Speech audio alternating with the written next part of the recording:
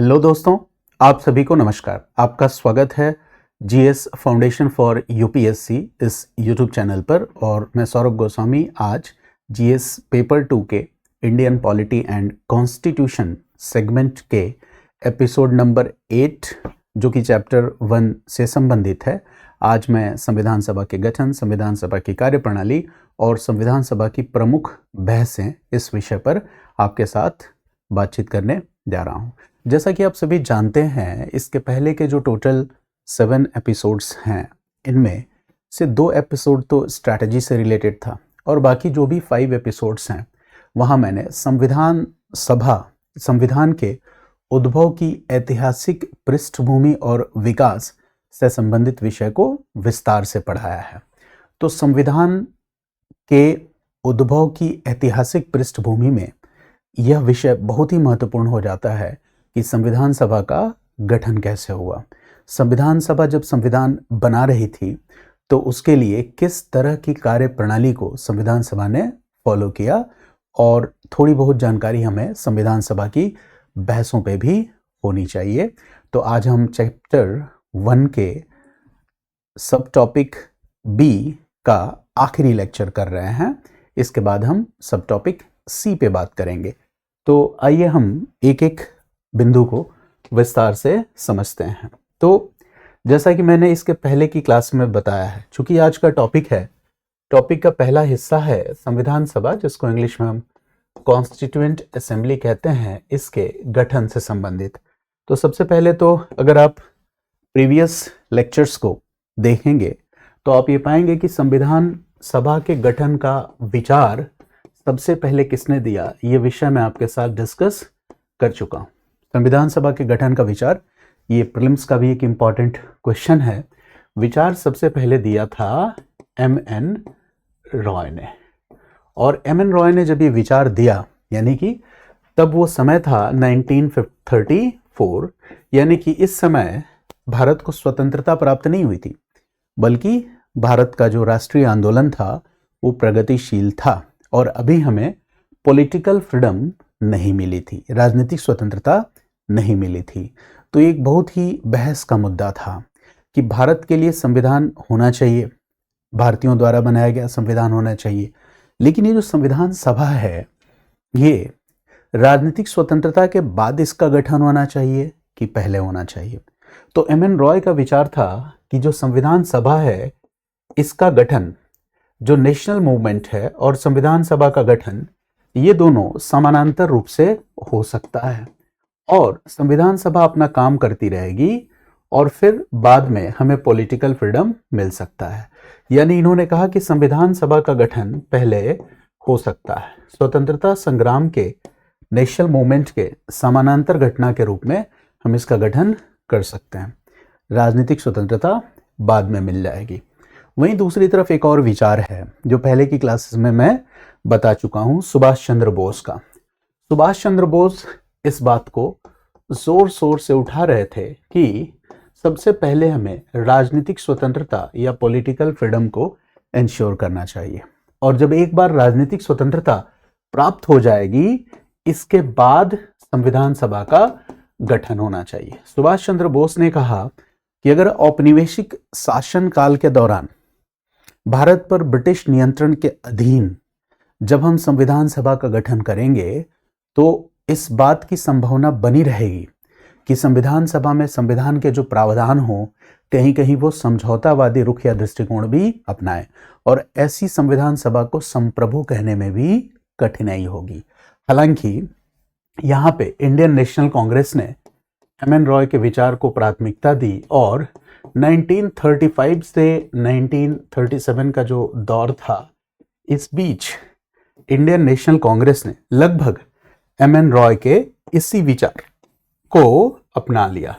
Indian national Congress ने यह मान लिया कि हम पहले संविधान सभा का गठन करेंगे, यह संविधान सभा पूरी तरह से भारतीयों द्वारा बनी होगी और यह संविधान सभा संविधान को ड्राफ्ट करेगी और साथ ही साथ समानांतर रूप से हम भारत का राष्ट्रीय आंदोलन, इंडियन नेशनल मूवमेंट, ये संघर्ष जारी रखेंगे। इंडियन नेशनल कांग्रेस का यही ऑफिशियल स्टैंड हो गया। और आपको पता है कि औपनिवेशिक शासन काल के दौरान एक अधिनियम है 1919 का अधिनियम और दूसरा अधिनियम है 1935 का अधिनियम। ये दोनों बहुत महत्वपूर्ण थे। आप यूं समझ सकते हैं कि 1919 के अधिनियम के आने के बाद भारत की पूरी राजनीतिक प्रशासनिक प्रणाली इसी अधिनियम में दिए गए प्रावधानों के अनुसार संचालित होती थी। 1935 का अधिनियम आने के बाद भारत की संपूर्ण राजनीतिक और प्रशासनिक प्रणाली इसी अधिनियम के प्रावधानों के अनुसार संचालित होती थी। और जब आप 1935 के अधिनियम के बैकग्राउंड में जाएंगे तो आप सबने ये पढ़ा होगा कि 1935 का जो अधिनियम था ये साइमन आयोग की सिफारिशों पर ही आधारित था, रिकमेंडेशंस पर ही आधारित था।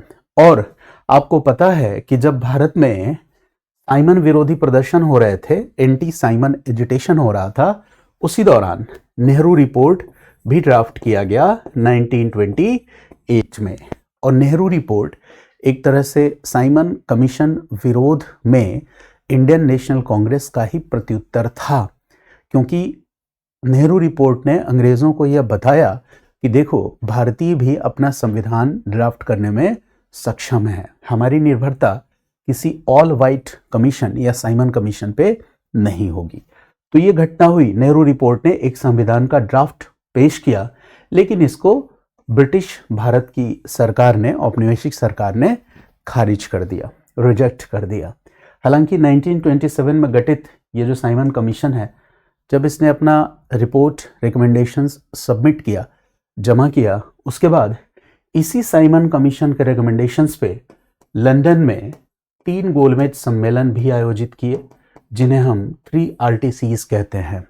और उन्हीं 3 गोलमेज सम्मेलनों के परिणाम स्वरूप जो सहमति बनी, जो व्हाइट पेपर बना, वो गवर्नमेंट ऑफ इंडिया एक्ट 1935 के रूप में आया। यानी अब ये निश्चित हो गया था कि 1935 के बाद भारत का शासन जो चलेगा वो 1935 के अधिनियम के प्रावधानों के अनुसार ही चलेगा। कांग्रेस और दूसरी भारतीय राजनीतिक पार्टियां, है ना, स्वाभाविक सी बात है कि पूरी तरह से इस अधिनियम से सहमत नहीं होंगी, क्योंकि इसका विरोध पहले से ही चला आ रहा था। फिर भी हम देखते हैं कि 1935 से 1937 से 1939 के दौर में, है ना, इलेक्शंस होते हैं, यहाँ चुनाव होते हैं। 1937 में ये प्रोविंशियल लेजिस्लेटिव असेंबलीज के चुनाव हैं। और 1937 से 1939 के दौर में लगभग 2 वर्षों तक जो भारतीयों द्वारा चुनी गई सरकार थी, हालांकि इस चुनाव की अपनी कुछ लिमिटेशंस थी, इन्होंने रूल किया एक तरह से। लेकिन 1939 में जैसे ही द्वितीय विश्व युद्ध शुरू हुआ, इसने पूरी की पूरी परिस्थितियों को बदल दिया। द्वितीय विश्व युद्ध शुरू होते ही जो सभी पार्टियां थी, इन्होंने रिजाइन किया, कांग्रेस ने रिजाइन किया। और रिजाइन करने के पीछे सबसे बड़ा कारण यह था कि द्वितीय विश्व युद्ध में भारत में शामिल होगा या नहीं, इस बात की राय भारतीयों से नहीं ली गई थी।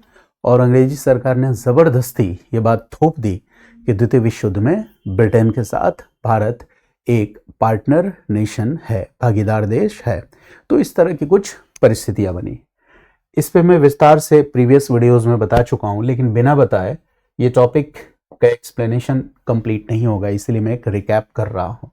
तो अब सेकेंड वर्ल्ड वॉर का जो समय काल है, 1939 से लेकर 1945 का समय काल, तो इस द्वितीय विश्व युद्ध के काल में अंग्रेजी सरकार को भारतीयों के सहयोग और समर्थन की जरूरत थी, पहली चीज। दूसरी चीज, द्वितीय विश्व युद्ध में अंग्रेजी सरकार अलग अलग मोर्चों पे लड़ रही थी, जहां सैन्य संसाधन भी हो रहा था, सैन्य संसाधनों का व्यय, यानी कि सैनिकों की जरूरत थी, धन की आवश्यकता थी। और इस समय अगर भारत में कोई सशक्त राष्ट्रीय आंदोलन की कोई भी अगर सशक्त अभिव्यक्ति होती, तो फिर उसको सप्रेस करना या उसको चैलेंज को एक्सेप्ट करना अंग्रेजों के लिए और भी कठिनाई प्रस्तुत करता। तो यहाँ पे अंग्रेजों ने क्या किया, सिविल राइट्स की कोई परवाह नहीं की, दमन किया, कठोरतापूर्वक दमन किया। और दूसरी तरफ उन्होंने हिंदुस्तानियों के साथ बातचीत के चैनल को भी ओपन रखा और उसका नतीजा रहा यहाँ पे Linlithgow offer, Cripps mission, Linlithgow offer है ना, और अगस्त ऑफर, क्रिप्स मिशन, इसके बाद वोवेल प्लान, इसके बाद कैबिनेट मिशन प्लान, और फिर लास्टली हम देखते हैं माउंटबेटन प्लान और इंडियन इंडिपेंडेंस एक्ट। लेकिन 1939 से 1945 तक बार बार अंग्रेज हमारे सामने प्रस्ताव देते रहे, प्रपोजल्स देते रहे कि भारतीय कन्विंस हो जाए और अंग्रेजों का सहयोग करे, समर्थन करे। तो ये अलग अलग प्रस्ताव हमारे सामने आए। इसमें जो एक प्रस्ताव है वो महत्वपूर्ण है। 1945 तक के लिए अगर हम देखें तो एक प्रस्ताव महत्वपूर्ण है जिसे हम क्रिप्स मिशन 1942 के नाम से जानते हैं। तो जो क्रिप्स मिशन भारत आया 1942 में, तो क्रिप्स मिशन का उद्देश्य क्या था? भारतीयों का सहयोग और समर्थन प्राप्त करना। और आपको पता है कि जैसे लिनलिथगो ऑफर है, अगस्त ऑफर, ये फेल होता है तो भारतीय एक सीमित सत्याग्रह, इंडिविजुअल सत्याग्रह जैसा आंदोलन चलाते हैं, पढ़ा होगा अपने इतिहास में। और फिर हमारे सामने आता है क्रिप्स मिशन, और क्रिप्स मिशन को भेजने का मतलब यह है कि किसी भी तरह से भारतीयों को कन्विंस किया जाए कि भारतीय अंग्रेजी सरकार का सहयोग और समर्थन दें। क्रिप्स मिशन जब भारत आता है तो भारतीयों की मनोदशा को, उनकी पॉलिटिकल डिमांड्स और एस्पिरेशंस को समझता है और वो एक महत्वपूर्ण घोषणा करता है। Cripps mission 1942। तो क्रिप्स मिशन ने क्या घोषणा किया 1942 में? क्रिप्स मिशन ने कहा, बहुत सारे प्रपोजल्स हैं, उनमें से कुछ एक पॉइंट्स ही मैं आपको बता रहा हूं यहाँ। तो क्रिप्स मिशन ने कहा कि भारतीयों को डोमिनियन स्टेटस दिया जाएगा। ये बहुत इंपॉर्टेंट पॉइंट है, प्रीलिम्स एग्जाम में भी पूछता है कि भारत को डोमिनियन स्टेटस का दर्जा दिया जाएगा। लेकिन ये कब दिया जाएगा? इसने कहा कि द्वितीय विश्व युद्ध की समाप्ति के बाद, द्वितीय विश्व युद्ध की समाप्ति के बाद भारत को डोमिनियन स्टेटस का दर्जा दिया जाएगा। जाहिर सी बात है कि ये प्रावधान से हम खुश नहीं होने वाले थे, क्योंकि हमने भारत के लिए डोमिनियन स्टेटस की मांग कब की थी? नेहरू रिपोर्ट में की थी 1928 में, और 1930 के बाद तो हमारी डिमांड बदल चुकी थी। अब हम क्या मांग रहे हैं? कंप्लीट इंडिपेंडेंस, पूर्ण स्वतंत्रता। तो देखो 1928 में जो इंडियन नेशनल मूवमेंट की डिमांड थी, कितने साल बाद अंग्रेज उस डिमांड को एक्सेप्ट करना है? 1928 के बाद 1942 में। और वो भी ये नहीं कह रहा है कि तात्कालिक प्रभाव से भारत को डोमिनियन स्टेटस दिया जा रहा है, इमीडिएटली डोमिनियन स्टेटस दिया जा रहा है, ऐसा नहीं कह रहे हैं। वो कह रहे हैं द्वितीय विश्व युद्ध की समाप्ति के बाद डोमिनियन स्टेटस दिया जाएगा। ये बड़ी गंभीर बात थी, क्योंकि द्वितीय विश्व युद्ध में ब्रिटेन जीतेगा भी कि नहीं, इस बात की कोई निश्चितता 1942 में नहीं थी। और जो विरोधी शक्तियां थी, जो विरोधी गुट था, वो लगातार ब्रिटेन पे भारी पड़ रहा था। तो देखो, जब द्वितीय विश्व युद्ध का परिणाम ही निश्चित नहीं था, इंग्लैंड का भविष्य ही अधर में लटका हुआ था, तो आदमी किसी दूसरे के भविष्य को बनाने के लिए एश्योरेंस कैसे दे सकता है? तो इसको पोस्ट डेटेड चेक कहा गया, हमने इसको नहीं स्वीकार किया। लेकिन दूसरी बात जो क्रिप्स मिशन ने कही वो ये था कि द्वितीय विश्व युद्ध के समाप्ति के बाद एक संविधान सभा का गठन किया जाएगा, कॉन्स्टिट्यूएंट असेंबली का गठन किया जाएगा, और इस कॉन्स्टिट्यूएंट असेंबली में सभी सदस्य भारतीय होंगे। सभी सदस्य क्या होंगे? भारतीय होंगे। ये बहुत इंपॉर्टेंट बात थी। और ये संविधान सभा क्या करेगी? भारत के संविधान को ड्राफ्ट करेगी। तो ये पॉइंट जो है ना, काफी इंपॉर्टेंट है। पहली बार इतना क्लियर तरीके से ब्रिटिश गवर्नमेंट ने एक्सेप्ट किया, लेकिन कहा कि ये कब होगा? द्वितीय विश्व युद्ध की समाप्ति के बाद। तो ये इसका कह सकते हो कि रिग्रेसिव एक प्रोविजन हुआ। तो संविधान सभा के गठन की बात इसने एटलीस्ट एक्सेप्ट की, कहा सभी सदस्य भारतीय होंगे। अच्छा, ये जो सदस्य होंगे ये इलेक्टेड मेंबर्स होंगे। कहां से चुने जाएंगे? तो प्रांतीय विधानसभाओं से, प्रोविंशियल लेजिस्लेटिव असेंबलीज से चुने जाएंगे। लेकिन यहां पे क्रिप्स मिशन ने एक और बात कही, ये कहा कि जो प्रांत या जो प्रोविंस इस संविधान सभा में शामिल नहीं होना चाहता है, वो चाहे तो इससे बाहर रह सकता है। इसे ही हम कहते हैं ऑप्ट आउट क्लॉज। यानी कि अगर कोई प्रांत ये चाहता है कि हम इस संविधान सभा का हिस्सा नहीं बनना चाहते, तो चाहे तो वो इससे बाहर रह सकता है, जो बिल्कुल अच्छी बात नहीं थी। इससे भारत की इंटीग्रिटी के समक्ष बड़ा खतरा उत्पन्न हो जाता। तो देखो, कुल मिला जुला के इसमें एक अच्छी बात थी कि इसने ये बात एक्सेप्ट कर लिया कि भारत में भारतीयों द्वारा बनाई गई एक संविधान सभा होगी, भले ही यह द्वितीय विश्व युद्ध के बाद होगी। तो कहीं ना कहीं ये बात एक दिखाती है कि कम से कम अंग्रेज ये मानने के लिए तैयार तो हुए, तो ये भी हमारी एक बड़ी इंपॉर्टेंट अचीवमेंट है। लेकिन द्वितीय विश्व युद्ध समाप्त हो जाता है। द्वितीय विश्व युद्ध के समाप्ति के पश्चात एक वावेल प्लान शिमला कॉन्फ्रेंस आता है। यहाँ पे भी कोई आम सहमति नहीं बन पाती है। दूसरी तरफ ब्रिटेन पर लगातार दबाव बढ़ता जा रहा था, यूएस का दबाव बढ़ रहा था, यूएसएसआर का दबाव बढ़ रहा था, क्योंकि ये दोनों साम्राज्यवाद और उपनिवेशवाद के किसी भी रूप को, किसी भी तरीके को स्वीकार करने के लिए तैयार नहीं थे। ब्रिटेन, जिसके बारे में कहा जाता है कि ब्रिटेन का सूर्य कभी नहीं अस्त होता था, दुनिया के 2/3 हिस्से को ब्रिटेन ने अपना उपनिवेश बना रखा था। द्वितीय विश्व युद्ध में ब्रिटेन की आर्थिक स्थिति भी बहुत खराब हो गई और ब्रिटेन अब ऐसी स्थिति में नहीं था कि बलपूर्वक उपनिवेशों पर अपना कब्जा बनाए रखे। राजनीतिक और आर्थिक परिदृश्य तेजी से बदल रहे थे और दो नए पावर ब्लॉक पावर्स इमर्ज भी हो जाते हैं, यूएस और यूएसएसआर के रूप में। तो इस तरह की चीज़ें बनती हैं। अब अंग्रेजी सरकार ये मन बना चुकी थी कि भारतीयों को पावर ट्रांसफ़र हमें करना है, लेकिन पावर ट्रांसफ़र करने के लिए एक आम सहमति पहले बननी चाहिए। तो इस दिशा में अंग्रेजी सरकार गंभीरता से सोचने लगी थी और इसी उद्देश्य से उसने कैबिनेट मिशन प्लान भेजा था कि इंडिया में जो भी डेडलॉक है, गतिरोध की स्थिति है, तो वो डेडलॉक 2 तरह का था। पहला डेडलॉक या पहला गतिरोध था ब्रिटिश सरकार और भारत के सभी राजनीतिक दलों के बीच का गतिरोध। दूसरे प्रकार का गतिरोध था भारत में जो अलग अलग राजनीतिक दल हैं उनके बीच विद्यमान गतिरोध, जिनमें सबसे बड़ा गतिरोध था इंडियन नेशनल कांग्रेस और मुस्लिम लीग के बीच में। और साथ ही साथ जो ब्रिटिश इंडियन प्रोविंसेस हैं और प्रिंसली स्टेट्स हैं, देशी राज्य हैं, इनको कैसे एकोमोडेट किया जाएगा, इसको लेकर भी बहुत बड़ा गतिरोध बना हुआ था। तो ऐसी चुनौतियां थीं। तो इन सभी चुनौतियों के समाधान के लिए भेजा गया कैबिनेट मिशन को भारत में।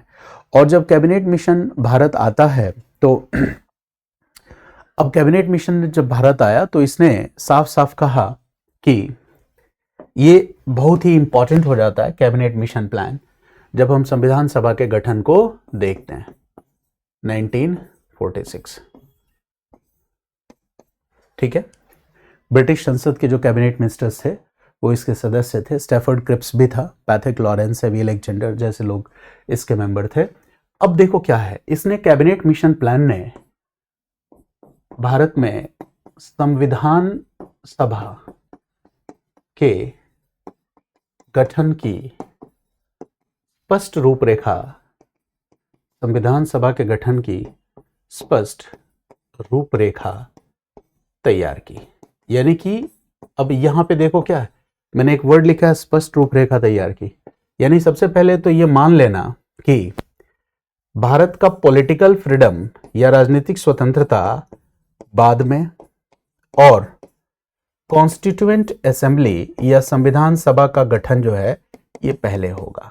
संविधान सभा का गठन पहले होगा। सबसे पहले तो इस बात की एक्सेप्टेंस कि पॉलिटिकल फ्रीडम बाद में, संविधान सभा का गठन पहले। दूसरी सबसे इंपॉर्टेंट एक्सेप्टेंस क्या है कि ये संविधान सभा का जो गठन होगा, तो ये संविधान सभा जो होगी पूरी तरह से संप्रभु या सॉवरेन होगी। ये पूरी तरह से संप्रभु होगी। ये सच है कि औपनिवेशिक शासनकाल के दौरान ये संविधान सभा बन रही है, लेकिन इसमें कोई औपनिवेशिक हस्तक्षेप नहीं होगा। ये बहुत अच्छी बात है। और पूरी तरह से संप्रभु होने का मतलब है कि संविधान सभा पूरी तरह से भारतीय सदस्यों द्वारा बनी होगी। भारतीय सदस्यों द्वारा बनी होगी। ठीक है। और अब ये भारतीय सदस्य होंगे, यही संविधान की रूपरेखा को तैयार करेंगे। अब प्रॉब्लम ये था कि ये जो संविधान सभा बन रही है, ये संविधान सभा सर्वसमावेशी होनी चाहिए। ये संविधान सभा क्या होनी चाहिए? सर्वसमावेशी होनी चाहिए, इंक्लूसिव होनी चाहिए। मैं क्यों कह रहा हूं कंप्लीटली इंक्लूसिव होनी चाहिए? यानी कि हिंदुस्तान का कोई भी हिस्सा अगर उसको ऐसा लगेगा कि संविधान बनाने में हमारी वॉइसेस को इंपॉर्टेंस नहीं दी गई, तो ये दीर्घकाल तक समस्या बन सकती है। भारत एक बहुसांस्कृतिक और विविधताओं से भरा हुआ देश था। जाति, धर्म, भाषा, तमाम स्तर पे विविधताएं थीं। तो दूसरा मुद्दा था कि इन सभी विविधताओं से भरे देश में जो भी लिंग्विस्टिक डाइवर्सिटी, रिलीजन, कास्ट, मतलब इन सब डाइवर्सिटीज को एकोमोडेट करते हुए सबको प्रतिनिधित्व देना, और ये बड़ा मुश्किल काम था कि भाई ऑल इंक्लूसिव कैसे बनाया जाए। तो सबसे पहले तो ये कहा कैबिनेट मिशन ने कि ऑल इंक्लूसिव बनाने का तरीका ये है, चूंकि भारत में राज्यों की स्थिति जो थी वो दो तरीके की थी।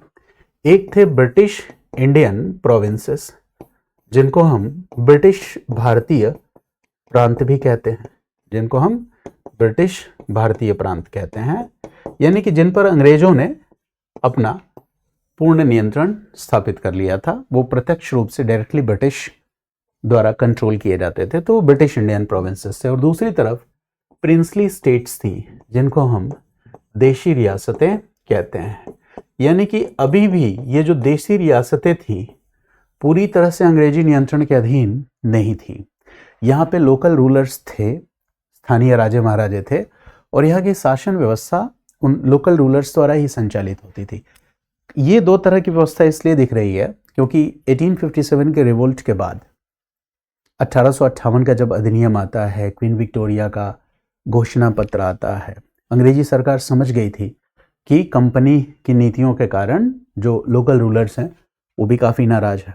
तो उन्होंने एक अनाउंसमेंट किया था कि आगे हम बलपूर्वक किसी भी रियासत का अधिग्रहण नहीं करेंगे।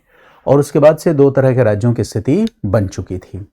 तो अब जब संविधान बन रहा था, संविधान सभा बन रहा था, तो अगर सिर्फ हम ब्रिटिश भारतीय प्रांतों को संविधान सभा के गठन में लेते तो फिर ये हिस्सा बाहर रह जाता। ये भारत की अखंडता के लिए बहुत बड़ा खतरा हो जाता। तो दोनों को एकोमोडेट करना था। तो ये बात कैबिनेट मिशन प्लान ने साफ साफ कहा कि ब्रिटिश इंडियन प्रोविंसेस और प्रिंसली स्टेट्स, देशी रियासत, दोनों ही संविधान सभा के गठन में भाग लेंगे। अब कैसे भाग लेंगे? तो देखो, इसने कहा कि चूंकि ब्रिटिश इंडियन प्रोविंसेस में जो भी अंग्रेज नियम, कानून, अधिनियम बनाते थे वो लागू होता था, चुनाव संबंधित व्यवस्थाएं लागू होती थी। तो इसने कहा कि देखो, चूंकि ब्रिटिश इंडियन प्रोविंसेस में, इन प्रोविंसेस में चुनाव की व्यवस्था पहले से चली आ रही है। जैसे आप देखो तो 1937 का इलेक्शंस था, आगे 1947 का भी इलेक्शन होगा। इन प्रोविंसेस में प्रोविंशियल लेजिस्लेटिव असेंबलीज, जिनको हम प्रांतीय विधानसभाएं कहते हैं, इन प्रांतीय विधानसभाओं का गठन भी हुआ था। इन प्रांतीय विधानसभाओं के सदस्य को जनता क्या करती थी? सीधे निर्वाचित भी करती थी। इस तरह से इंडिया में रिप्रेजेंटेटिव बॉडीज या इंस्टीट्यूशंस को डेवलप करने की कोशिश की जा रही थी। अब सवाल ये था, हालांकि ये जो निर्वाचन था ये बहुत ही सीमित निर्वाचन था। आगे जब मैं पॉलिटी और कॉन्स्टिट्यूशन में एंटर करूंगा तो ये और बताऊंगा आपको। तो ये निर्वाचन बहुत ही सीमित प्रकार का निर्वाचन था। प्रांतीय विधानसभाओं के सदस्य जनता द्वारा सीधे निर्वाचित किए जाते थे। तो ऐसा नहीं था कि संविधान सभा के सदस्य जो हैं इनको चुनने के लिए प्रत्यक्ष निर्वाचन कराया जाए। ऐसी सामाजिक, ऐतिहासिक, राजनीतिक परिस्थितियां विद्यमान नहीं थी। तो कहा यह गया कि जो प्रांतीय विधानसभाओं के सदस्य होंगे, यही सदस्य क्या करेंगे? संविधान सभा के सदस्यों का चुनाव करेंगे। यही सदस्य क्या करेंगे? संविधान सभा के सदस्यों का चुनाव करेंगे। यानी कि संविधान सभा के सदस्यों का चुनाव करने में जनता डायरेक्टली पार्टिसिपेट नहीं करेगी। देखो, यहां पे जनता संविधान सभा के सदस्यों का नहीं चुनाव करेगी। जनता ने क्या किया? जनता ने, देखो बहुत आसान सा है, जनता ने क्या किया, पब्लिक ने क्या किया, तो जनता ने प्रोविंशियल लेजिस्लेटिव असेंबलीज, प्रांतीय विधानसभाओं के सदस्यों को चुना, और ये प्रांतीय विधानसभाओं के सदस्य क्या करेंगे, संविधान सभा के सदस्यों का चुनाव करेंगे, संविधान सभा के सदस्यों का चुनाव करेंगे। तो पहली चीज, ये व्यवस्था है ना, निर्वाचित व्यवस्था है, क्योंकि यहाँ पे ये जो सदस्य हैं ये सारे के सारे कैसे सदस्य हैं, निर्वाचित सदस्य हैं, निर्वाचित सदस्य हैं।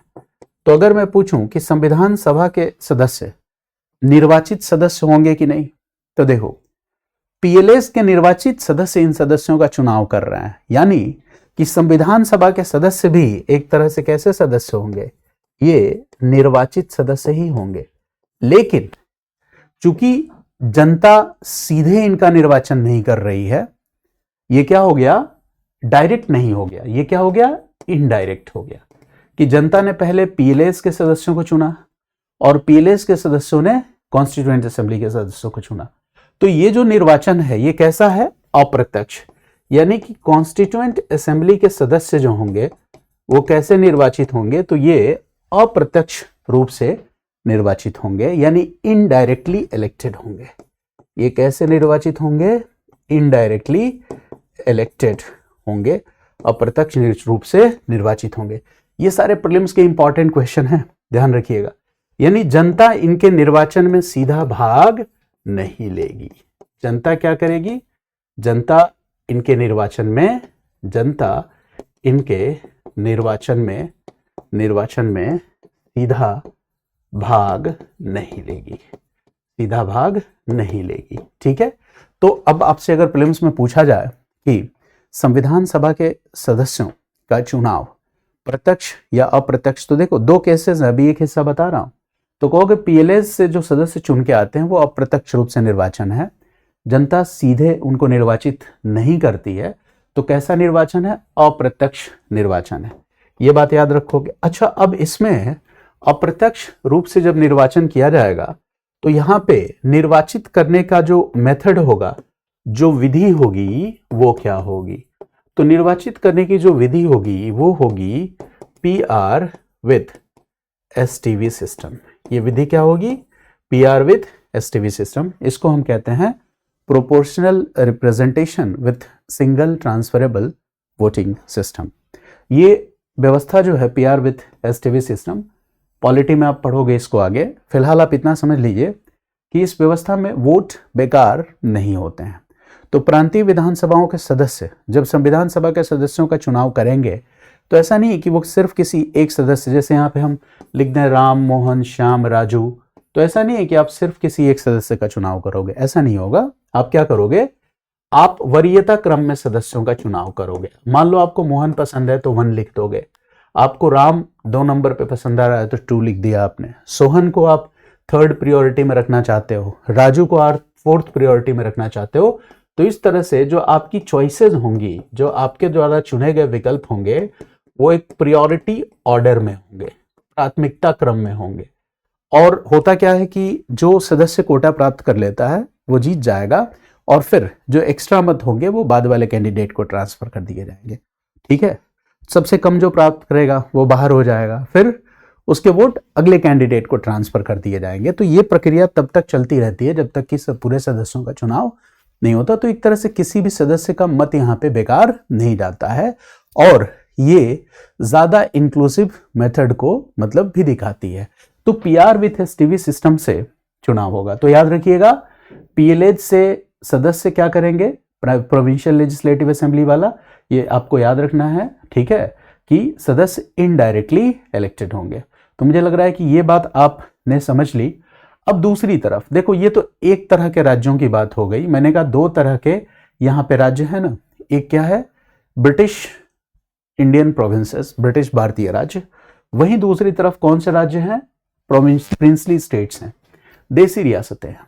तो अब देसी रियासतों में देखो कोई चुनाव तो होता नहीं है। देशी रियासतों में शासन कौन कर रहा है, शासक या लोकल रूलर।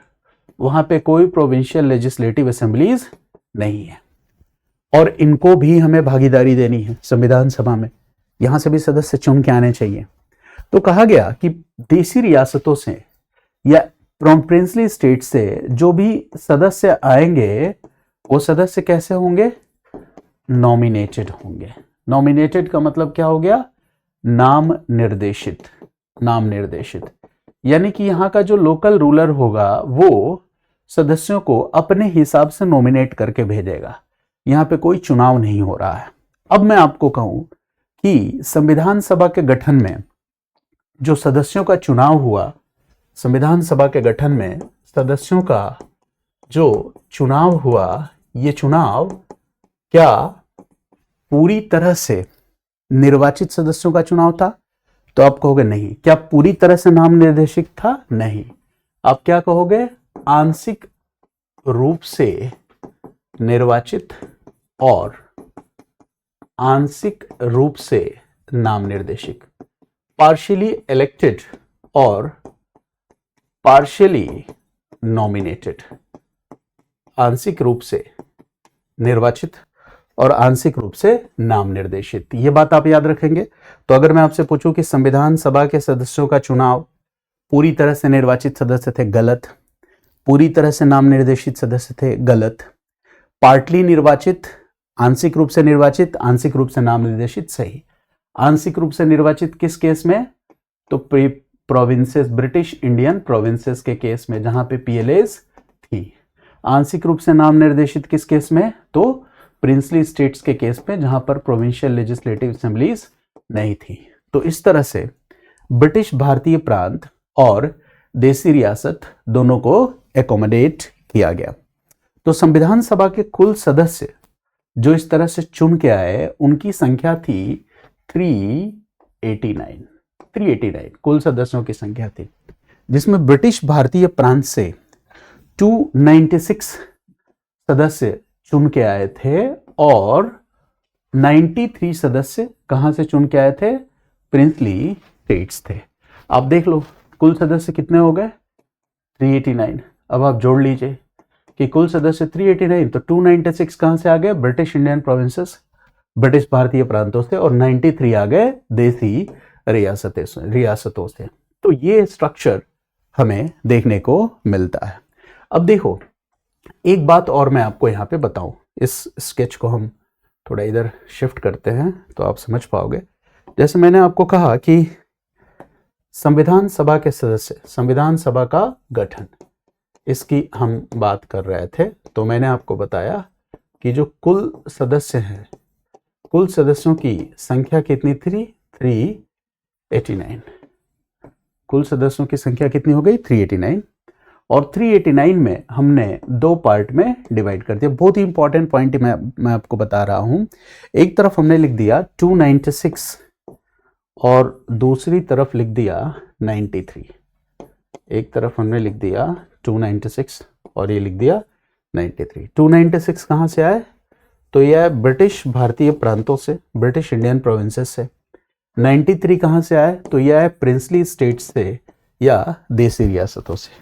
अब देखो यहां पे एक मैं सबसे इंपॉर्टेंट बात आपको बताने जा रहा हूं कि अगर आपसे कोई ये पूछे कि संविधान सभा में सदस्यों का जो चुनाव था उसका मेथड क्या था, तो आप कहोगे आंशिक रूप से निर्वाचित और आंशिक रूप से नाम निर्देशित। ये बात तो समझ गए। निर्वाचन प्रत्यक्ष था कि अप्रत्यक्ष था? अप्रत्यक्ष निर्वाचन था। मेथड क्या था? पीआर विद एसटीवी सिस्टम था।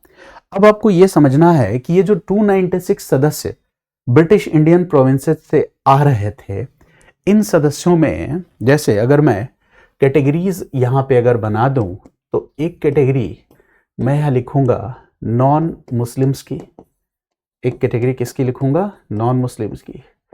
एक कैटेगरी मैं लिखूंगा यहां पे मुस्लिम्स, क्योंकि देखो मुस्लिम लीग के होने की वजह से मुस्लिम वॉइसेस को एकोमोडेट करना, मुस्लिम मतलब लीग को एकोमोडेट करना, ये बड़ा ही मतलब एक कठिन टास्क हो गया था। और यहाँ पे मैंने लिख दिया एक और कैटेगरी, वो है सिख।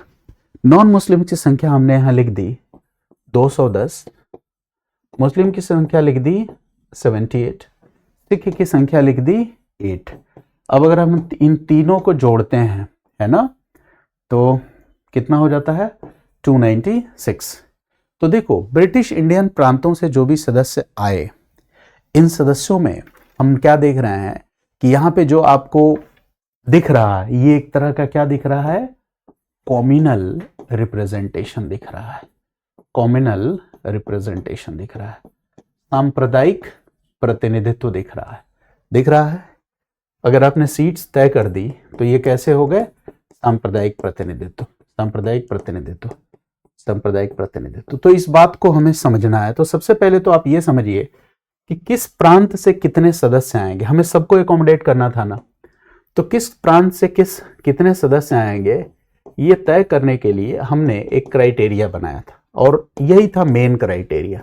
यही क्या था, मेन क्राइटेरिया, कि जो 10 लाख की जनसंख्या है, 10 लाख की जनसंख्या पर संविधान सभा में कितने सदस्य आएंगे, 1 सदस्य। यानी कि जो बड़े प्रांत हैं उनको ज्यादा प्रतिनिधित्व मिलेगा, छोटे प्रांतों को कम प्रतिनिधित्व मिलेगा। Big provinces, big states will have larger representation, smaller states will have lesser representation। तो 10 लाख की जनसंख्या पर 1 सदस्य। और जब ये क्राइटेरिया बनाया गया तो इस क्राइटेरिया को नाम दिया गया नेशनल रिप्रेजेंटेशन, नेशनल रिप्रेजेंटेशन। यानी कि संविधान सभा खुद ही ये बात कहती है कि संविधान सभा का गठन जो हुआ है वो राष्ट्रीय प्रतिनिधित्व के आधार पर हुआ है। ये खुद संविधान सभा का कहना है कि संविधान सभा का गठन नेशनल रिप्रेजेंटेशन के आधार पर हुआ है, कम्युनल रिप्रेजेंटेशन के आधार पर नहीं, कम्युनल रिप्रेजेंटेशन के आधार पर नहीं। संविधान सभा का गठन नेशनल रिप्रेजेंटेशन के आधार पर हुआ है, कम्युनल रिप्रेजेंटेशन के आधार पर नहीं। लेकिन यहां पर हमें विरोधाभास दिखता है, यहां तो हमें कम्युनल रिप्रेजेंटेशन दिखता है। तो ऐसा क्यों है ना, ये विरोधाभास क्यों कि एक तरफ संविधान सभा कह रही है कि संविधान सभा का गठन राष्ट्रीय प्रतिनिधित्व के आधार पर 10 लाख की जनसंख्या पे 1 सदस्य, वहीं दूसरी तरफ हमें कम्युनल रिप्रेजेंटेशन भी दिख रहा है। ऐसा क्यों? तो देखो इसके पीछे एक रीजन है, और वो रीजन क्या है कि संविधान सभा के सदस्यों का जो चुनाव हुआ था ये पीएलएस के जो सदस्य थे इन्हीं के बीच से हुआ था, इन्होंने ही चुना था। और जो प्रोविंशियल लेजिस्लेटिव असेंबलीज थी, प्रांतीय विधानसभाएं, इनका जो भी इलेक्शन हुआ था, रिप्रेजेंटेशन हुआ था, उन सभी इलेक्शन में जो पहले से ब्रिटिश नीति, आप याद करिए 1909 मॉर्लेमेंटो रिफॉर्म्स, 1909 का मॉर्लेमेंटो सुधार। तो 1909 के बाद से ही जब 1919 आया या 35 आया, 1909 के मॉर्लेमेंटो रिफॉर्म्स में मुस्लिम्स के लिए पृथक निर्वाचक मंडल, separate electorate system British government लेके आई, जिसको हम टीथ ऑफ कम्युनल ड्रैगन भी कहते हैं। तो ये जो टीथ ऑफ कम्युनल ड्रैगन है जिसको अंग्रेज लेके आ रहे हैं, क्या इसके बाद इन्होंने पॉलिसी छोड़ दी, गिव अप कर दिया? नहीं। हमारे नेशनल मूवमेंट में या इंडियन नेशनल कांग्रेस के जो लीडर्स थे उन्होंने बहुत जोर लगाया कि अंग्रेज अपनी कम्युनल रिप्रेजेंटेशन वाला जो सिस्टम है उसको अलग करे, खत्म करे, लेकिन अंग्रेज कभी इससे पीछे हटने को तैयार नहीं थे। यहां तक कि सेकेंड वर्ल्ड वॉर के दौरान हमारे सामने जो भी प्रपोजल्स आ रहे थे उसमें बार बार अंग्रेजी सरकार ये कह रही थी कि हम माइनॉरिटीज के साथ किसी भी तरह का इनजस्टिस नहीं होने देंगे, माइनॉरिटीज वॉइस को सप्रेस नहीं होने देंगे, अल्पसंख्यकों की आवाज को दबने नहीं देंगे। ये बार बार जो ब्रिटिश सरकार थी वो कह रही थी। इसका मतलब इसके पहले जो भी चुनाव हुए और जो भी विधानसभाएं गठित हुई, चूंकि 1909 के बाद ही लगातार अंग्रेजी सरकार ने क्या किया था, 1909 हो, 1919 हो, 1935 हो, हर बार उन्होंने क्या किया, कम्युनल रिप्रेजेंटेशन वाले सिस्टम को, है ना, विस्तारित ही किया। यानी कि जो पीएलएस थी उनका गठन जो हुआ था उनमें ऑलरेडी कम्युनल रिप्रेजेंटेशन था, और वो पीएलएस ने संविधान सभा के सदस्यों को चुना। तो न चाहते हुए भी इसमें सांप्रदायिक प्रतिनिधित्व जैसी चीजें आ गई, कम्युनल रिप्रेजेंटेशन जैसी चीजें आ गई, लेकिन ये इंटेंशनल तो थी नहीं। तो यहां जो आपको सांप्रदायिक प्रतिनिधित्व दिख रहा है, इसके लिए आप एक शब्द यूज करोगे, सीमित सांप्रदायिक प्रतिनिधित्व, सीमित सांप्रदायिक प्रतिनिधित्व, लिमिटेड कम्युनल रिप्रेजेंटेशन, ठीक है। और आप ये भी बताओगे कि संविधान सभा का जो गठन हुआ था, जैसे ये आरोप लगता है कि संविधान सभा का गठन पूरी तरह से सेक्युलर ढांचे के अंतर्गत नहीं हुआ। ठीक है, तो कुछ लोग आरोप लगाते हैं कि सुभाष ने ठीक ही कहा था कि कॉलोनियल रूल के अंदर जब हम संविधान सभा बनाएंगे तो हमें कॉम्प्रोमाइजेस करने पड़ेंगे। लेकिन आप कहोगे देखो, यहाँ पे जो गठन हुआ है वो नेशनल रिप्रेजेंटेशन को आधार बना के किया गया है, खुद संविधान सभा ये कहती है। तो यहाँ पे जो कॉम्युनल रिप्रेजेंटेशन दिख रहा है वो इनहेरेंट सिस्टम का ही हिस्सा था।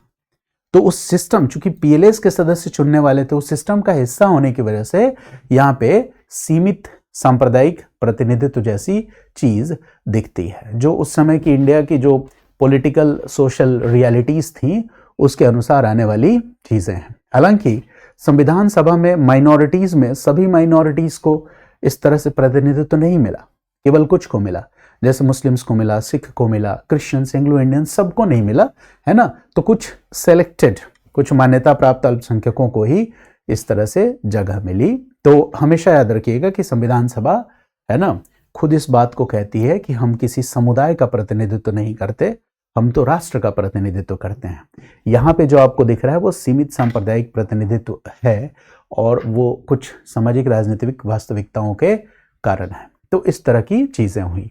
फिर 1947 भारत जब आजाद हो गया तो फिर उसके बाद क्या होता है, यहाँ पे जो कुल सदस्य संख्या आपको दिख रही है कितनी है, 389।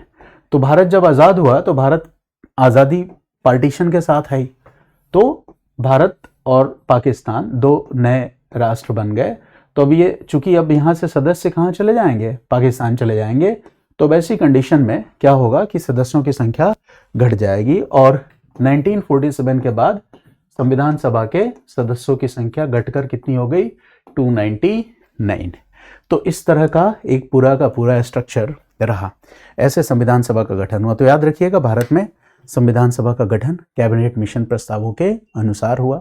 संविधान सभा पूरी तरह से संप्रभु थी, हालांकि औपनिवेशिक सरकार के दौरान ही इसका गठन हुआ था। संविधान सभा में राष्ट्रीय प्रतिनिधित्व को आधार बनाया गया था, है ना, ऑल इंक्लूसिव बॉडी बनाने की कोशिश की गई थी। जो थोड़ा बहुत आपको कॉम्युनल रिप्रेजेंटेशन दिखता है वो सीमित है और वो सामाजिक राजनीतिक वास्तविकता और पहले से चले आ रहे नियम कानूनों के अकॉर्डिंग हुआ, ये बात आपको समझनी है। फिर आप बताओगे कि जो सदस्य चुन के आए वो आंशिक रूप से निर्वाचित और आंशिक रूप से नाम निर्देशित, पार्शियली इलेक्टेड, पार्शियली नॉमिनेटेड। जो ब्रिटिश भारतीय प्रांत है वहां से निर्वाचित सदस्य आए और देशी रियासतों से कैसे सदस्य आए, नाम निर्देशित सदस्य आए, क्योंकि वहां पे इलेक्शंस नहीं हुए थे। मेथड्स कैसा फॉलो किया गया, तो PR विथ STV सिस्टम को फॉलो किया गया सदस्यों को चुनने के लिए। अच्छा, संविधान सभा का जब गठन हो रहा था तो चुनौतियां भी बहुत थी। अच्छा, अगर कोई पूछे कि संविधान सभा के गठन में क्या यूनिवर्सल एडल्ट फ्रेंचाइजी, सार्वभौमिक वयस्क मताधिकार, है ना, का पालन किया गया, आप कहोगे नहीं। ये भी नोट कर लीजिएगा, इंपॉर्टेंट है, सार्वभौमिक वयस्क मताधिकार का पालन नहीं किया गया। तो देखो, संविधान सभा बनी औपनिवेशिक ढांचे के अंदर ही। 1947 भारत 46 में बनी, 47 में भारत आजाद हुआ। तो इसकी वैधता पे, वैलिडिटी पे कुछ लोग क्वेश्चन मार्क करेंगे, जैसा कि सुभाष शुरू में लगातार कहते थे नहीं, राजनीतिक स्वतंत्रता के पहले संविधान सभा बनाने का कोई मतलब नहीं है। लेकिन फिर भी उसके पहले संविधान सभा बनी और ये वैलिड है, वैध है, इसने संविधान बनाया, है ना। और इसका कारण ये है कि राष्ट्रीय आंदोलन का समर्थन था। कांग्रेस एक बड़ी राजनीतिक पार्टी थी, कांग्रेस का व्यापक समर्थन था। शुरू में मुस्लिम लीग जुड़ी, मुस्लिम लीग ने कठिनाइयां खड़ी की। फिर 1947 के बाद, पाकिस्तान बन जाने के बाद, 389 के बाद जब 299 हो गए हम, तो मुस्लिम लीग जो बार बार ऑब्स्ट्रक्शनिस्ट अप्रोच अपना रही थी, वो चुनौती भी हमारे सामने खड़ी हो गई। देशी रियासत भी एक चुनौती बने हुए थे, लेकिन सरदार पटेल की कूटनीति से धीरे धीरे उन देशी रियासतों की चुनौतियों को भी क्या किया गया, समाप्त किया गया। और सबसे बड़ी बात है कि ये जो संविधान सभा है, कॉन्स्टिट्यूएंट असेंबली, इस बात को आप एकदम ध्यान रखेंगे कि देखो, भारत आजाद कब हो रहा है, 1947 में है। ये बहुत इंपॉर्टेंट बात आपको मैं बता रहा हूं कि संविधान सभा का गठन कब हुआ, 1946 में। भारत आजाद कब हुआ, 1947 में। संविधान सभा ने संविधान बनाया कब, 1949 में। पूरी तरह से इसको अंगीकार हमने कब किया, 26 जनवरी 1950 को। भारत में पहले आम चुनाव जनरल इलेक्शंस कब होते हैं? 1952 में। अब ध्यान से समझना इस बात को कि 1947 में तो इंडिया को पॉलिटिकल फ्रीडम या राजनीतिक स्वतंत्रता मिल गई, लेकिन पहला आम चुनाव, प्रथम आम चुनाव कब होता है? 1952 में। तो इसके बीच में है ना, हमारे पास कोई पार्लियामेंट तो थी नहीं। तो देखो ये जो संविधान सभा है यहां पे पूरी तरह से क्या काम कर रही है? संविधान को ड्राफ्ट करने का काम कर रही है। तो ये रोल तो इसका इधर भी क्या रहेगा? कंटिन्यू रहेगा। लेकिन 1947 के बाद इस संविधान सभा का एक नया रोल हो जाएगा, एक नई भूमिका हो जाएगी। और ये नया रोल क्या हो जाएगा कि यही संविधान सभा, कॉन्स्टिट्यूएंट असेंबली, भारत के अस्थायी संसद या टेम्पररी पार्लियामेंट के रूप में भी काम करने लगेगी। यही संविधान सभा 1947 से 1949 के बीच में भारत के अस्थायी संसद या टेम्पररी पार्लियामेंट के रूप में भी काम करेगी। तो ध्यान रखिएगा कि संविधान सभा की भूमिका बहुत ही महत्वपूर्ण है। संविधान सभा एक संप्रभु संस्था थी, ऑल इंक्लूसिव थी, है ना, डेमोक्रेटिक तरीके से इसने संविधान का निर्माण किया। अच्छा, कैबिनेट मिशन प्रपोजल्स में जो स्टेट्स हैं उनकी ग्रुपिंग भी की गई थी। हालांकि ये जो ग्रुपिंग सिस्टम था कहीं ना कहीं कैबिनेट मिशन का ये के दिमाग में थी कि इससे जो सेपरेट नेशन पाकिस्तान की डिमांड है उसको हम थोड़ा काउंटर करने की कोशिश करेंगे। तो उन्होंने group A, group B, group C, इस तरह से स्टेट्स की, प्रांतों की ग्रुपिंग कर दी थी।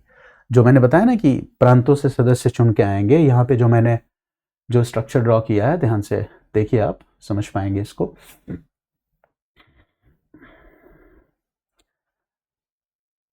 जैसे ये 296 मैंने लिखा ना, है ना, सदस्य कहाँ से आएंगे? प्रांतों से। अब यहाँ पे ये जो प्रांत थे, प्रोविंसेस थे, ब्रिटिश इंडियन प्रोविंसेस, जिसको हम ब्रिटिश भारतीय प्रांत कहते हैं, ब्रिटिश भारतीय प्रांत कहते हैं, यहाँ पे ग्रुपिंग कर दी गई थी। Group A, group B, group C, है ना, इस तरह की ग्रुपिंग कर दी गई। ग्रुप बी और ग्रुप सी में जैसे यहाँ North West Frontier Province, Punjab, Sindh जैसे राज्यों को रखा गया, ग्रुप सी में बंगाल और असम को रखा गया। तो जब ग्रुप बी और सी के स्ट्रक्चर को देखते हैं तो इसमें अधिकतर वही राज्य हैं जिनमें से कुछ हिस्सों को अलग करके आगे हमने क्या बनाया? पाकिस्तान बनाया। तो देखो ये ग्रुपिंग इसलिए लाया गया कि पाकिस्तान की जो रेडिकल डिमांड है उसको काउंटर किया जा सके। लेकिन इस ग्रुपिंग में ग्रुप बी और ग्रुप सी को मिलाकर मुस्लिम लीग पाकिस्तान का ब्लूप्रिंट देखने लगी। हालांकि इंडियन नेशनल कांग्रेस इस ग्रुपिंग सिस्टम को टेम्पररी मानती थी, अस्थायी मानती थी, लेकिन मुस्लिम लीग ने इस ग्रुपिंग सिस्टम में ग्रुप बी और ग्रुप सी, इन दोनों को जोड़कर पाकिस्तान के ब्लूप्रिंट के रूप में देखने लगी, है ना। तो कहीं ना कहीं कैबिनेट मिशन ने भी कुछ गलतियां की जिसने आगे चलकर भारत के विभाजन के मार्ग को प्रशस्त किया। ये बात आप समझ गए।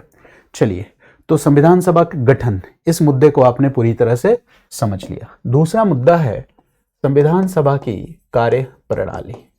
तो कार्य प्रणाली को समझने से पहले एक बात तो आप पूरी तरह से समझ लेंगे कि संविधान सभा पूरी तरह से संप्रभु थी, पूरी तरह से संप्रभु या सॉवरेन थी। कॉलोनियल स्ट्रक्चर्स के अंदर, कॉलोनियल स्ट्रक्चर औपनिवेशिक संरचना के अंदर बनने के बावजूद भी यह संप्रभु थी, क्योंकि यहाँ संविधान सभा के गठन में, संविधान सभा की कार्यप्रणाली में यहाँ अंग्रेजों का कोई भी हस्तक्षेप नहीं था। संविधान सभा पूरी तरह से क्या थी? डेमोक्रेटिक थी, लोकतांत्रिक थी। संविधान सभा ने अपनी प्रकृति को, अपने स्ट्रक्चर को सर्व समावेशी, ऑल इंक्लूसिव बनाने की पूरी कोशिश की थी। संविधान सभा राष्ट्रीय प्रतिनिधित्व पर आधारित थी, नेशनल रिप्रेजेंटेशन पर आधारित थी, यह सांप्रदायिक प्रतिनिधित्व पर आधारित नहीं थी। यह खुद संविधान सभा का कहना है। हालांकि सीमित सांप्रदायिक प्रतिनिधित्व हमें दिखता है। तो संविधान सभा ने की जब पहली बैठक हुई, पहली बैठक जो संविधान सभा की, ये कुछ फैक्ट्स हैं, मैं पहले बता चुका हूं कि जब चैप्टर फिनिश कर दूंगा तो फैक्ट की एक अलग वीडियो बनाऊंगा, वो ज्यादा अच्छा होता है कि कॉन्सेप्ट हमने समझ लिया और एक वीडियो में सारे फैक्ट्स आपको मैं याद करवा दूंगा। तो 9 दिसंबर 1946 को संविधान सभा की पहली बैठक हुई।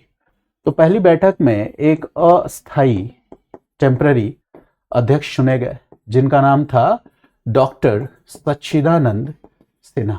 ये खैर फैक्चुअल चीजें हैं, आप अलग वीडियो में बता दूंगा। फिर 11 दिसंबर 1946 को इसकी दूसरी बैठक होती है और यहाँ पे अस्थाई अध्यक्ष चुने गए, जिनका नाम था डॉक्टर राजेंद्र प्रसाद।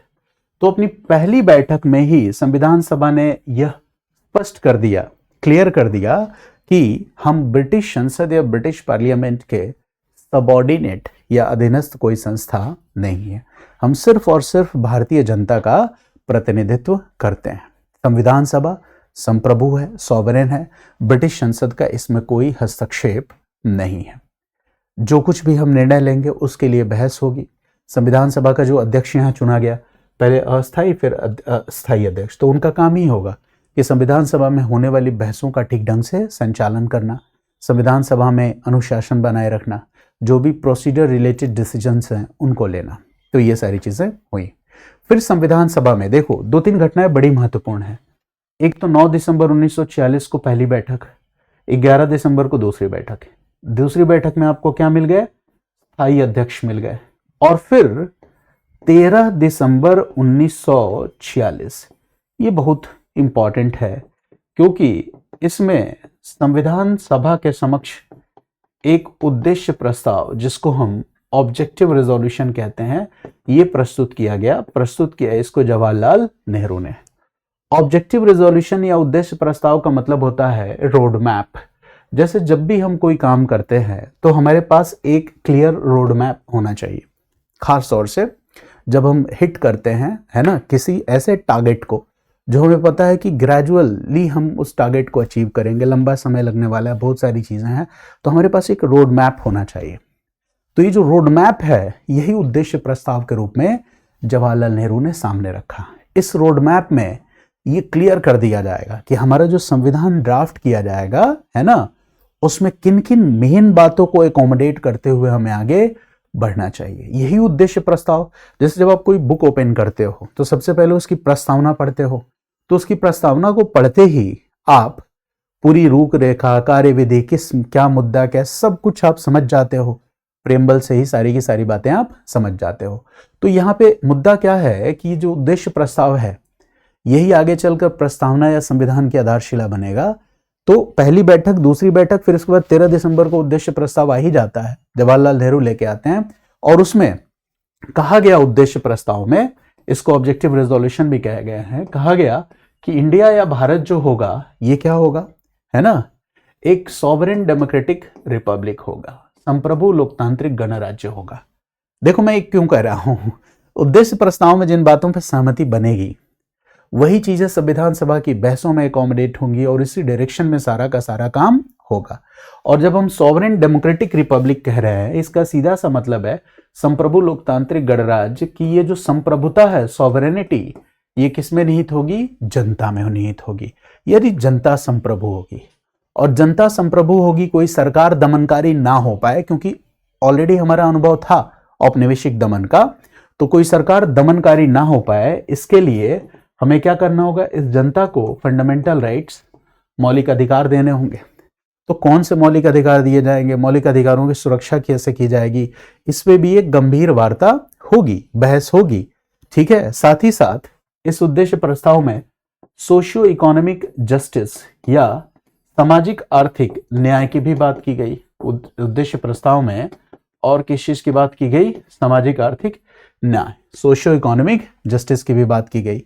माइनॉरिटीज की सुरक्षा, अल्पसंख्यकों की सुरक्षा, ये कमिटमेंट या ये प्रतिबद्धता भी उद्देश्य प्रस्ताव में व्यक्त की गई कि भारत में जो माइनॉरिटीज हैं, अल्पसंख्यक है ना, इनकी सुरक्षा का भी ध्यान रखा जाएगा। इस उद्देश्य प्रस्ताव को आगे चलकर 13 दिसंबर 1946 को इसे प्रस्तुत किया गया था और 22 जनवरी, और भी चीजें थी उसमें, आगे मैं आपको क्लासेस में बताऊंगा डिटेल्स में, जब दूसरे मतलब उस लेक्चर में आऊंगा।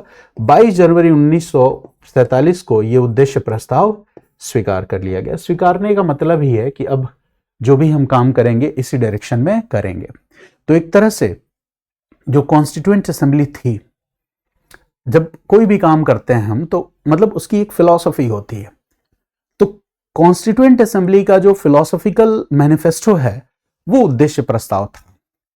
तो देखो, उद्देश्य प्रस्ताव या ऑब्जेक्टिव रेजोल्यूशन जो है, यहां पे उद्देश्य प्रस्ताव या ऑब्जेक्टिव रेजोल्यूशन क्या है? कॉन्स्टिट्यूएंट असेंबली का फिलोसॉफिकल मैनिफेस्टो है।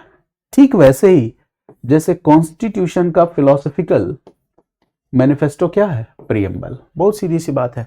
तो कहा जाता है कि यही उद्देश्य प्रस्ताव आगे चल के प्रस्तावना की आधारशिला भी बना, ठीक है, बेस भी बना। याद रहेगा आपको कि संविधान सभा जो है इसका एक तरह से पॉलिटिकल मैनिफेस्टो क्या था? उद्देश्य प्रस्ताव।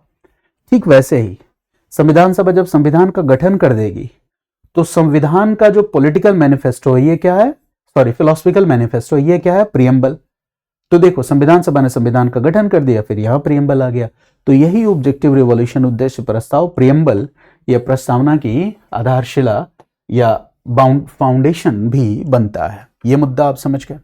अब संविधान सभा काम कैसे करेगी? काम तो बहुत सारा था, है ना, और ये काम कोई ऐसा जनरलाइज्ड काम नहीं था, स्पेशलाइज्ड था। तो संविधान सभा ने अपनी कार्य प्रणाली के लिए जो व्यवस्था को चुना उसे हम क्या कहते हैं? कमिटी सिस्टम या समिति व्यवस्था या प्रणाली। कमिटी सिस्टम या समिति व्यवस्था या प्रणाली, यानी संविधान सभा की कार्य प्रणाली, संविधान सभा कैसे काम करेगी? तो विशेषज्ञ समितियों के माध्यम से काम करेगी। ये बात संविधान सभा ने कहा, है ना। और कुल छोटी मोटी अगर समितियों की अगर हम बात करें तो कुल ऐसी 22 समितियां थी जिन्होंने मिलकर संविधान सभा को बनाने का काम किया। इन 22 समितियों में से 22 कमिटीज में से 8 जो थी वो मेजर कमिटीज थी, बड़ी और विशेषज्ञ समितियां थी, और जो 14 थी ये माइनर कमिटीज थी, है ना। तो समितियों के माध्यम से जो भी कार्य है इसको सुनिश्चित किया जाएगा। इनमें सबसे महत्वपूर्ण समिति जो थी इन 22 समितियों में, तो देखो वो सबसे महत्वपूर्ण जो थी वो मेजर कमेटी में आ जाएगा। यहां पे भी सबसे महत्वपूर्ण मानी जाएगी वो ड्राफ्टिंग कमेटी थी। ड्राफ्टिंग कमेटी, प्रारूप समिति। जब आप डॉक्टर बी आर अम्बेडकर का नाम सुनते हो तो डॉक्टर बी आर अम्बेडकर क्या थे? इसी ड्राफ्टिंग कमेटी या प्रारूप समिति के अध्यक्ष थे। तो ड्राफ्टिंग कमेटी बड़ी इंपॉर्टेंट थी। इसके अलावा और भी महत्वपूर्ण समितियों में संघ शक्ति समिति है, जवाहरलाल नेहरू है, मौलिक अधिकारों की समिति है जिसमें जेबी कृपलानी है, अल्पसंख्यक अधिकारों से संबंधित समिति है, सरदार पटेल है, प्रांतों से संबंधित संविधान समिति है, यहाँ पे कौन है? फिर सरदार पटेल है। तो इस तरह से टोटल हम कह सकते हैं कि 22 समितियां हैं, है ना। अगर मैं समितियों के नाम की बात करूं तो जैसा मैंने बताया, यूनियन पावर्स कमिटी, संघ संविधान समिति, संघ शक्ति समिति, प्रांत संविधान समिति, ड्राफ्टिंग कमेटी, ड्राफ्टिंग समिति, मौलिक अधिकार और अल्पसंख्यकों से संबंधित समिति या राज्यों के लिए समिति, नियम और कार्य संचालन के लिए समिति, संचालन समिति, स्टीयरिंग कमेटी, ये सभी मेन कमेटीज थी। बाकी 14 कमेटियों में परामर्श समिति, अल्पसंख्यक अधिकारों के लिए सब कमेटी या उप समिति, फंडामेंटल राइट्स के लिए सब कमेटी, ट्राइबल एरियाज के लिए सब कमेटी, है ना, असम ट्राइबल एरियाज, ध्वज समिति, ऐसी तमाम शक्तियां हैं। सबसे महत्वपूर्ण कौन है? प्रारूप समिति। कौन सी कमेटी सबसे ज्यादा इंपैक्टफुल थी? तो आप कहोगे सरदार पटेल, क्योंकि वो संघीय ढांचा और माइनॉरिटीज, इन दोनों प्रश्नों को अकोमोडेट करना सबसे चैलेंजिंग था। तो ये भी संपूर्ण मतलब सबसे महत्वपूर्ण। और जितनी भी कोर कमेटीज थी, नेहरू लगभग संघ से जुड़ी हुई हर कोर कमेटी के मेंबर थे। प्रोसीडियर से संबंधित जितनी भी समितियां थी, डॉक्टर राजेंद्र प्रसाद उन सब में शामिल थे। यानी भारतीय संविधान किसी एक पार्टी, किसी एक व्यक्ति के टैलेंट या इंटेलेक्ट का परिणाम नहीं है, बल्कि सभी लोगों के सामूहिक प्रयास का परिणाम है। अब संविधान सभा में जो भी कार्य प्रणाली होगी समितियों के माध्यम से होगी, और डिबेट मैकेनिज्म को सबसे इंपॉर्टेंट बनाया गया।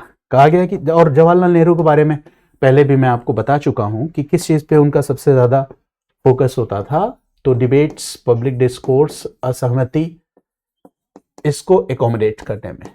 तो समितियां डिबेट मैकेनिज्म को सबसे इंपॉर्टेंट मांगेंगी, यानी डिबेट होगा, बहस होगी, समिति अपना रिपोर्ट प्रस्तुत करेगी, हर सदस्य को मौका दिया जाएगा अपनी बात रखने का। उसमें अगर कोई संशोधन का प्रस्ताव देता है और वो प्रस्ताव वाजिब है तो संशोधन भी किया जाएगा। फिर मतदान होगा और साधारण बहुमत से निर्णय लिए जाएंगे। यहाँ पे बात कही जाती थी कि साधारण बहुमत से निर्णय लिए जाते थे। तो बहस हुआ, तमाम बहस हुआ, मतलब संघवाद होगा कि मतलब हम संघवाद में एकात्मक झुकाव होना चाहिए कि नहीं होना चाहिए। अगर हम फंडामेंटल राइट्स या सिविल लिबर्टीज की बात कर रहे हैं तो क्या उन पर कुछ रिस्ट्रिक्शंस होने चाहिए। माइनॉरिटी राइट्स को कैसे अकोमोडेट करेंगे। लैंग्वेज का मुद्दा, भाषा का मुद्दा एक इंपॉर्टेंट मुद्दा था। प्रेसिडेंशियल सिस्टम होना चाहिए कि पार्लियामेंट्री सिस्टम होना चाहिए। इस तरह की बहसें होती थी और बहसों के बाद निर्णय साधारण बहुमत से लिए जाते थे, है ना। ये मुद्दा था। तो संविधान सभा दो काम कर रही थी, एक तो संविधान बनाने का काम कर रही थी और 1947 के बाद वो अस्थायी संसद के रूप में भी काम कर रही थी। तो गहन विचार विमर्श यहाँ पे हुए। हालांकि देखो कुछ लिमिटेशंस भी हैं उस संविधान सभा की, है ना। कुछ वॉइसेस जो थी उनको पर्याप्त स्थान नहीं मिला, ये भी कुछ लोग आरोप लगाते हैं। हालांकि जो भी आरोप हैं, है ना कहीं उसके उन्हें हिस्टोरिकल कॉन्टेक्स्ट में हमें समझने की जरूरत है। ये बात आप समझ गए। तो संविधान सभा की जो बहसें हैं, जैसे 2016 में यूपीएससी मेंस परीक्षा में एक प्रश्न पूछा गया कि भारतीय संविधान की जो भावना है या स्पिरिट है, इसको समझने में संविधान सभा की बहसों का क्या महत्व है। ये 2016 का क्वेश्चन है। हालांकि ये पीवाईक्यू है और पीवाईक्यू थीम्स में आपसे अलग से डिस्कस करूंगा। इसका वीडियो ऑलरेडी मैंने रिकॉर्ड किया हुआ है ना। तो संविधान की भावना को समझने में संविधान सभा की बहस का क्या महत्व है। तो संविधान की भावना क्या होती है। भावना जैसे संविधान का जो फिलॉसफी है, संविधान के जो उद्देश्य हैं, संविधान की जो प्रतिबद्धता है, संविधान में जिन मोरल पॉलिटिकल वैल्यूज, नैतिक राजनीतिक मूल्यों को शामिल किया गया, वही तो उसकी भावना हो गई। जैसे हम व्यक्तियों की भावना होती है, तो संविधान की भावना क्या होगी, ठीक है। उसमें जो दर्शन है, उसके जो मोरल वैल्यूज हैं, पॉलिटिकल वैल्यूज हैं, है ना, ये सारी चीजें ही तो संविधान की भावना हो गई। तो संविधान की भावना को, यानी संविधान में कॉन्स्टिट्यूशनल मोरालिटी की हम बात कर रहे हैं, संविधान फंडामेंटल राइट्स और डीपीएसपी के बीच संतुलन की बात कर रहे हैं, कुछ भी संविधान में जो है वो कैसे आएगा, तो बहसों से ही आएगा, है ना। और संविधान सभा में जो भी बहस होगी वो ऐतिहासिक संदर्भों में होगी, हिस्टोरिकल कॉन्टेक्स्ट में होगी। संविधान सभा की फिलॉसफी क्या है, इसको स्पष्ट करने के लिए संविधान सभा में बहस होगी। किस दिशा में संविधान को काम करना चाहिए, ड्राफ्टिंग किस दिशा में होनी चाहिए। डीपीएसपी न्याय, मतलब डीपीएसपी आप पढ़ते हो ना कि directive principle of state policy, राज्य के नीति निर्देशक तत्व, है ना, ये प्रवर्तनीय है कि नहीं है। तो प्रवर्तनीय होना चाहिए कि नहीं होना चाहिए, नहीं होना चाहिए तो क्यों नहीं होना चाहिए। कॉन्स्टिट्यूशनल मोरालिटी के होने से क्या फायदा होगा, कॉन्स्टिट्यूशनल मोरालिटी की मीनिंग क्या है, संघीय व्यवस्था में, है ना, का एकात्मक झुकाव क्यों जरूरी है ना, जुडिशरी का क्या इंपॉर्टेंट रोल होगा। ये सब जब बहस होगी तो इसी बहस से तो संविधान की मूल भावना निकल के सामने आएगी। संविधान की मूल भावना मतलब संविधान के तैयार हो जाने के बाद 1949 के बाद जब हम संविधान को देखते हैं तब हम उसकी स्पिरिट, उसके आत्मा को देखते हैं। लेकिन उसकी स्पिरिट, उसकी आत्मा या मूल भावना जो है वो एक दिन में नहीं बन गई। 2 साल 11 महीना 18 दिन संविधान बनाने में लगा। उसमें बहसों का, कमिटीज का बड़ा इंपॉर्टेंट रोल है। तो कहीं ना कहीं उन बहसों ने, है ना, संविधान की मूल भावना या दर्शन को शेप करने का, डिजाइन करने का काम किया। इस बहस में और डिटेल में मैं नहीं बता रहा हूं क्योंकि ऑलरेडी जितने भी पीवाईक्यू थीम्स है उस पर मैंने वीडियोस बनाया है जो आगे अपलोड होगा। तो ओवरऑल आज का जो टॉपिक था संविधान सभा का गठन, संविधान सभा की कार्यप्रणाली और संविधान सभा का बहस, मुझे लगता है कि इस मुद्दे से आप परिचित हो गए हैं। अभी जो भी क्लासेस हैं मेरी, ये मेंस स्पेसिफिक हैं। चूंकि देखो मेंस स्पेसिफिक पढ़ाने में भी कुछ फैक्ट्स का रोल होता है, पहली क्लास में मैं बता चुका हूं। उन फैक्ट्स को मैं रेलेवेंट फैक्ट्स कहता हूं, जो जानना हमें जरूरी है ही है। तो मेंस पढ़ने के दौरान कुछ फैक्ट्स आते हैं, फिर जब आप कॉन्सेप्ट पूरा समझ जाते हो और फिर आप फैक्ट की क्लास करते हो तो क्रिस्टल क्लियर आपको फैक्ट्स याद हो जाते हैं। यानी यूपीएससी परीक्षा एक ऐसी परीक्षा है जिसमें एक स्टूडेंट के सफलता की संभावना ज्यादा बढ़ जाती है अगर उसका कमांड मेंस पे ज्यादा अच्छा है। यानी कि यहाँ पे मेंस की परीक्षा, देखो पहले प्रीलिम्स होता है फिर मेंस होता है, लेकिन स्ट्रैटेजी ये होती है कि पहले मेंस कमांड डेवलप करो फिर प्रीलिम्स पढ़ो, तो प्रीलिम्स आसानी से पढ़ पाओगे। प्रीलिम्स में आप जो एलिमिनेशन स्मार्ट गेस है उसको अप्लाई कर पाओगे। स्मार्ट गेस करने के लिए स्मार्ट होना पड़ेगा ना, और स्मार्ट होने के लिए आपको कोर कॉन्सेप्ट अंडरस्टैंडिंग बड़ी ज़रूरी है। तो जो भी मेरी क्लासेस हैं, चाहे वो हिस्ट्री ऑप्शनल की क्लास हो या पॉलिटी या जीएस के दूसरे मॉड्यूल्स की क्लास हो, सब एक ही फिलॉसफी से गाइडेड होंगी कि पहले मैं मेंस जीएस फाउंडेशन के पर्सपेक्टिव को पढ़ाऊंगा और उसके बाद पीवाईक्यूज या फैक्चुअल डिटेल्स बताऊंगा, और जब जीएस के सारे मॉड्यूल्स हम फिनिश कर देंगे तब मैं डेली करंट अफेयर के प्रोग्राम लेके आऊँगा। तो मुझे लग रहा है कि आप मेरी बात को समझ पाए होंगे। वीडियो देखने के लिए, जुड़ने के लिए बहुत बहुत धन्यवाद। मिलते हैं आपसे अगली क्लास में, एपिसोड 9 में।